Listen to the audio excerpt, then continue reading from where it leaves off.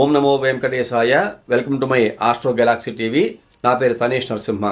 ఈనాటి కార్యక్రమంలో ఈ 2025 సంవత్సరంలో పూర్వాషాఢ నక్షత్ర జాతకుల యొక్క సంవత్సర ఫలితం ఏ రకంగా ఉందో తెలియజేసుకుందాం. ఈ పూర్వాషాఢ నక్షత్ర జాతకులని చతుష్పాద నక్షత్ర జాతకులకు చెప్పుకుంటూ ఉంటాం. వీరు ధనుస్సు రాశి చెందిన వ్యక్తులుగా ఉంటూ ఉంటారు.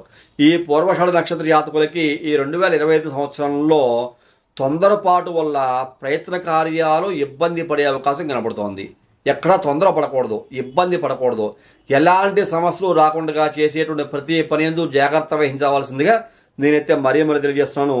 ముఖ్యంగా మీ మేలు కోరి కొంతమంది సహాయం చేయడానికి మీ వద్దకు వస్తారు, కానీ మీరు వాళ్ళని నమ్మరు. అందువల్ల మరింత ధన నష్టము, అధికార నష్టము, అలాగే మీరు పొందవలసిన ప్రయత్న నష్టం కూడా కనబడుతున్నది.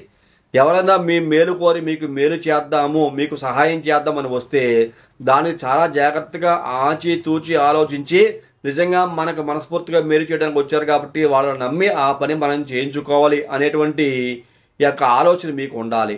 ప్రతి దాని యందు అనుమానం పెట్టుకుని ఇబ్బందులు ప్రతి ఒక్కరి మీద కూడా నెట్టేసి ఎవరిని నమ్మకుండా కనుక ఉంటే చేసే ప్రతి పని విఫలమవుతుంది. మీరు మేలు పొందబోయే వ్యక్తుల వల్ల కూడా మేలు పొందకుండా నష్టపోయే అవకాశం కూడా చాలా స్పష్టంగా కనబడుతోంది. శారీరకంగా నేను వీక్ అవుతున్నానేమో, నాలో ఇమ్యూనిటీ తగ్గుతుందేమో, బలం లేదు ఏమిటి నాకు అనేటువంటి అపోహ, భయము కూడా ఇక పూర్వాషాఢ నక్షత్ర జాతకులు ఇక 2025 సంవత్సరంలో పొందబోయే అవకాశం కూడా ఉన్నది. అలాగే వేళ్ల ప్రకారం ఆహార పానీయాలు భుజించాలి, శరీరాన్ని పుష్టిగా ఉంచుకోవాలి, ఆరోగ్యంగా ఉంచుకోవాల్సిందిగా మరొక్కసారి తెలియజేస్తూ, అలాగే కొన్ని సందర్భాల్లో కొన్ని వ్యాపారాలు చాలా అద్భుతంగా యోగించే అవకాశం కనబడుతోంది. అందులో పేపర్ బిజినెస్ చేసేటువంటి బుక్స్ బిజినెస్, అలాగే ఐరన్ సంబంధించినవి, సిమెంట్కి సంబంధించినవి, నూనెలకి సంబంధించిన వ్యాపారాలకు మాత్రము చాలా అద్భుతమైన అవకాశాలు ఉండబోతున్నాయి. ఈ 2025 సంవత్సరము పూర్వాషాఢ నక్షత్ర జాతకులకి అని చెప్పుకుని మనం ఆనందంగా ఉండవచ్చును.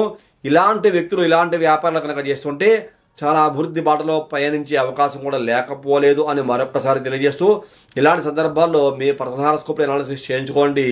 దానికి తగిన దోషాలు కనుక ఉంటే వాటికి పరిహారం చేసుకుని మంచి భవిష్యత్తు పొందవలసింది మరొకసారి తెలియజేస్తూ, తదుపరి వచ్చే కార్యక్రమంలో మరిన్ని ఆసక్తి విషయాలు తెలియజేసుకుందాం. అంతవరకు సెలవు. నమస్కారం.